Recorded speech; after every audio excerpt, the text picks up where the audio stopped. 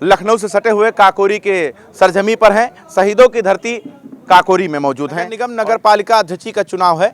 सारी पार्टी अपनी अपनी ताकतें झोंक रहे हैं। ग्राउंड से आप तक रिपोर्टिंग पहुंचा रहे हैं कि क्या चल रहा है जनता के बीच में, जनता का कौन अपना है कौन पराया है।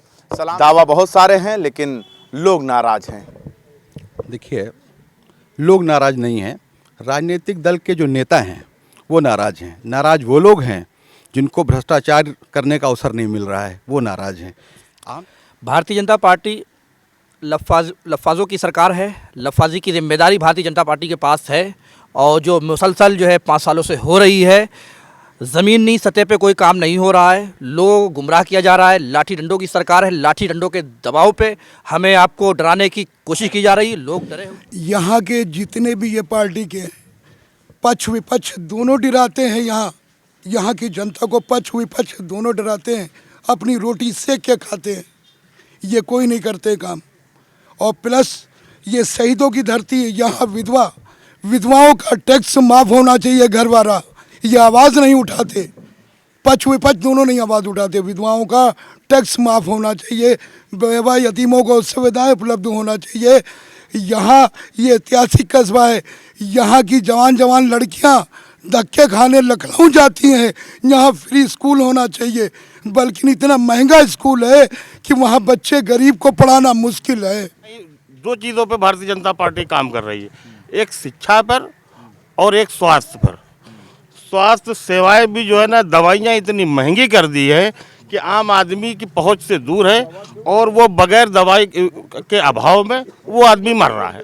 ये है भारतीय जनता पार्टी, ये डबल इंजन की सरकार। आपने इंजन की सरकार यानी फेल है धरातल पर।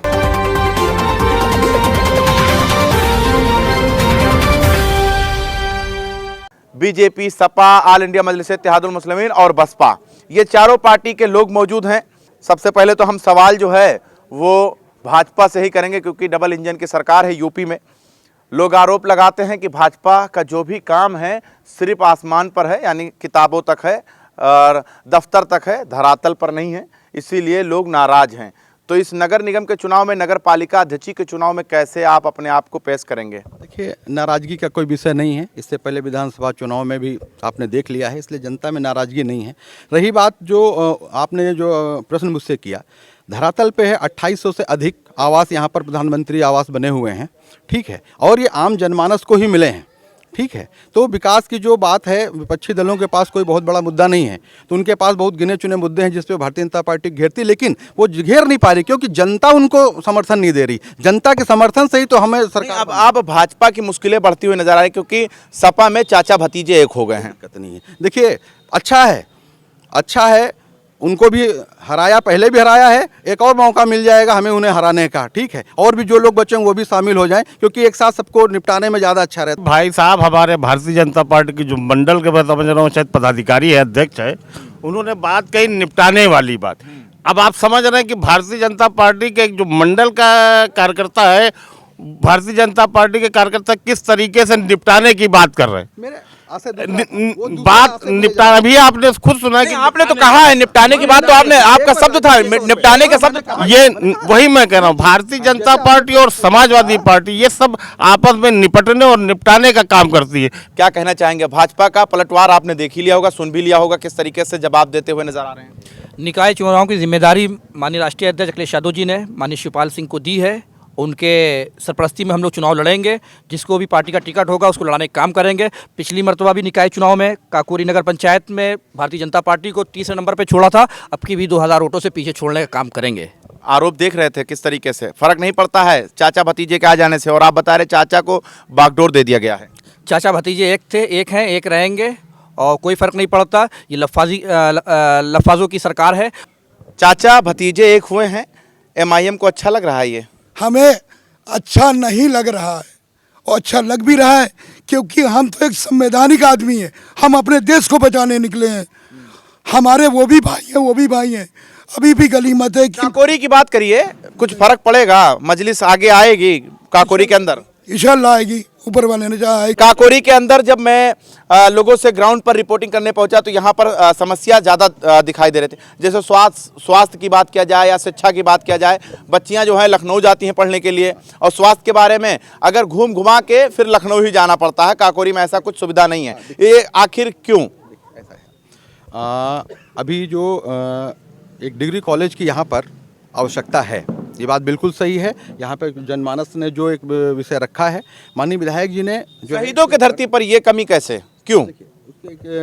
ऐसा है। अरे शहीदों की धरती भाई साहब थोड़ा सा शांत रहे, हमें बात रखने दे, क्योंकि हम उस परिपाटी के लोग नहीं, कोई बोले तो हम मैं बीच में टोकता अभी नहीं। आप टोक रहे थे, अभी तो टोक रहे थे, गलत चीज आपने आप अभी टोक रहे थे, कोट कर दिया ना। मैं निपटाने से मेरा आशय ये था, जैसे आपने प्रश्न किया, अभी आप टोक रहे थे कि नहीं टोक रहे जवाब दिया कि चाचा भतीजा आगे, मैंने कहा और लोग भी आ जाए साथ में, सबको जो है भारतीय जनता पार्टी राजनीति सिर्फ में जो है शहीदों ना, के नाम पे, तिरंगे के नाम पे और देशभक्ति के नाम पे सिर्फ जो है आवाम को गुमराह करने का काम कर रही है, आवाम को लड़ाने का काम कर रही है, हमें आपके बांटने का काम कर रही है।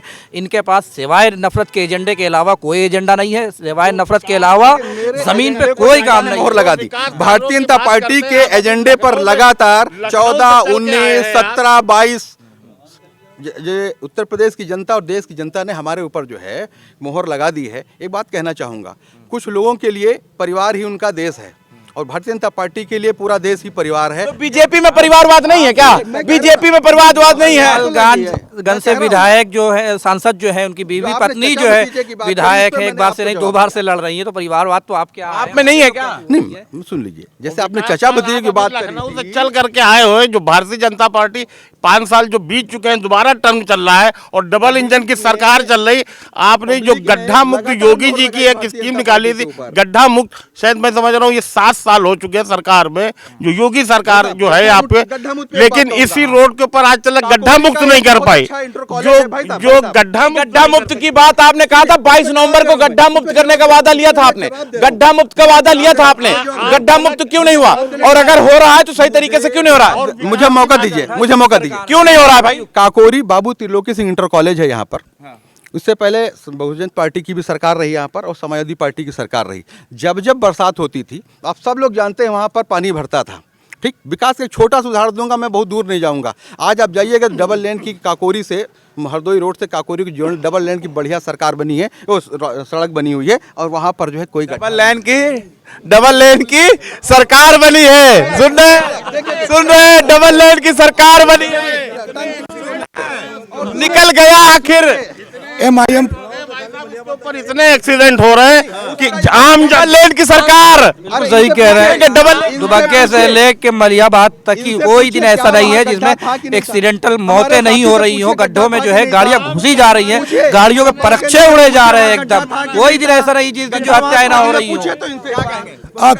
आप चिलौली चले जाइए, भलिया चले जाइए, देखिए कितना चिलौली रास्ते में है। और पहली बात तो ये है कि हमारी जो बहनें,